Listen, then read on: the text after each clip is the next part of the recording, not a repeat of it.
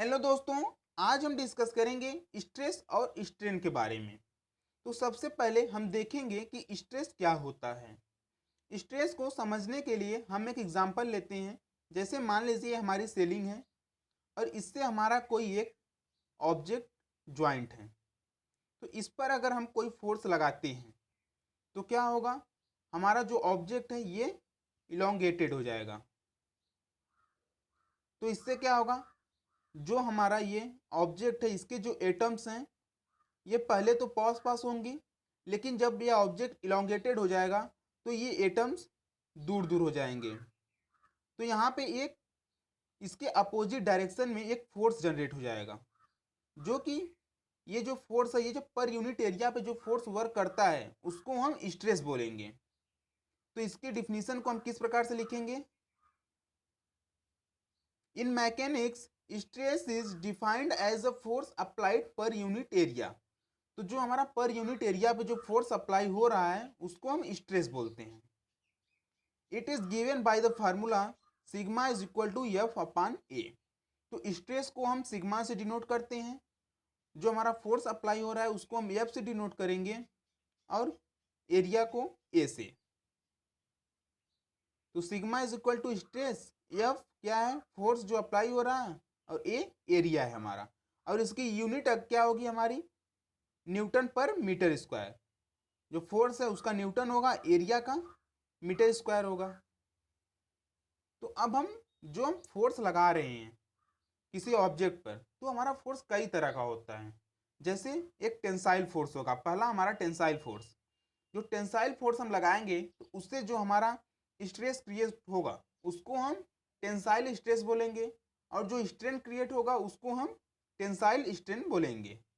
तो इसमें क्या होता है, जैसे हमारा ऑब्जेक्ट है, इस पर जब हम फोर्स लगाएंगे टेंसाइल फोर्स, इसमें क्या जैसे यहाँ पे है, इसको समझने के लिए जैसे हम अभी बता रहे थे कि जो हमारा सेलिंग है उससे हमारा ये ऑब्जेक्ट ज्वाइंट है।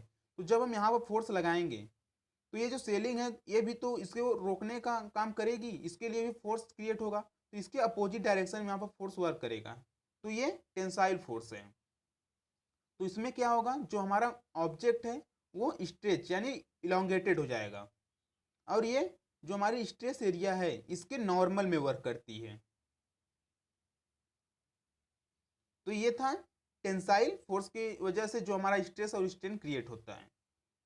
नेक्स्ट फोर्स है हमारा कंप्रेसिव फोर्स। तो कंप्रेसिव फोर्स की वजह से जो स्ट्रेस क्रिएट होगा उसको हम कंप्रेसिव स्ट्रेस बोलेंगे, और जो हमारा स्ट्रेन क्रिएट होगा उसको हम कंप्रेसिव स्ट्रेन बोलेंगे।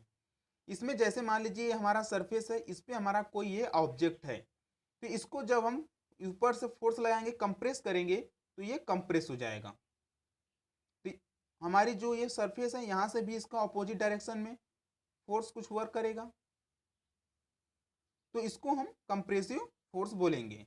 तो इसमें क्या होता है, जो हमारा ऑब्जेक्ट है वो कंप्रेस हो जाता है, शॉर्ट हो जाता है, और ये फोर्स भी हमारा जो स्ट्रेस्ड एरिया है इसके नॉर्मल में वर्क करता है। और नेक्स्ट फोर्स हमारा है शियर फोर्स।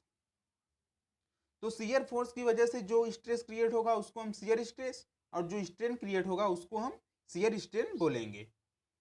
तो इसमें क्या होता है, जैसे मान लीजिए ये कोई सरफेस है, इस पर हमारा कोई एक ऑब्जेक्ट रखा हुआ है, यहाँ पे आप देख सकते हैं। तो इस पर अगर हम कोई फोर्स लगाते हैं तो ये क्या करेगा, इसका जो निचला सिरा है ये यहाँ पे स्थिर रहने की कोशिश करेगा, लेकिन इसका जो ऊपरी सिरा है ये आगे जाने की कोशिश करेगा। तो जब हम फोर्स लगाएंगे तो ये डिफॉर्म हो जाएगा। तो इस फोर्स को हम क्या बोलेंगे, शियर फोर्स। तो इससे जो स्ट्रेस क्रिएट होगा उसको हम शियर स्ट्रेस बोलेंगे। और यहाँ पे जो हमारा फोर्स वर्क करता है, जो एरिया है हमारी यहाँ ऊपर, ये वाली एरिया जो है यहाँ पे वर्क करता है। अब हम बात करेंगे स्ट्रेन। तो स्ट्रेन क्या होता है हमारा, तो इसको भी समझने के लिए हम एग्जांपल लेते हैं। जैसे ये हमारी सेलिंग है, इस पर हमारा जो ऑब्जेक्ट है एक इससे ज्वाइंट है, और इस पर हम फोर्स लगाएंगे तो क्या होगा, जो हमारा ऑब्जेक्ट है ये इलोंगेटेड हो जाएगा। तो मान लीजिए इसका जो पहले का और इसका शेप था, सॉरी जो साइज थी वो एल थी, और उसके बाद जब ये इलोंगेटेड हो गया तो इसका जो डायमेंशन है वो डेल्टा एल इंक्रीज कर गया। तो इसकी जो डायमेंशन इंक्रीज हुई, इसमें हम ओरिजिनल डायमेंशन से इसको डिवाइड करेंगे तो उसको हम स्ट्रेन बोलते हैं। इसको हम किस प्रकार से डिफिनीशन लिखेंगे इसकी?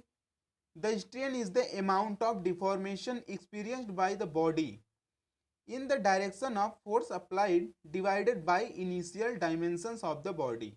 तो जो हमारा डिफॉर्म हुआ है जितनी लेंथ, उसमें हम इनिशियल डायमेंशन से डिवाइड करते हैं तो वो हमारा स्ट्रेन होगा। The relation for deformation in terms of length of a solid is given below. Epsilon is equal to del L upon capital L. तो जो हमारा स्ट्रेन है उसको हम एप्सिलॉन से डिनोट करते हैं, और जो डेल एल है, जो हमारी जितनी लेंथ इंक्रीज हुई है उसको हम डेल एल से रिप्रेजेंट करेंगे, और जो एल है हमारा ये ओरिजिनल डायमेंशन है हमारी। तो स्ट्रेन को हम एप्सिलॉन से डिनोट करते हैं, डेल एल हमारा चेंजिंग लेंथ है और कैपिटल एल ओरिजिनल लेंथ है मटेरियल का। तो आज की वीडियो में बस इतना ही। आई होप ये वीडियो आपके लिए हेल्पफुल रहा, और ज़्यादा अपडेटेड वीडियोस देखने के लिए आप हमारे चैनल को सब्सक्राइब कर सकते हैं। Thank you.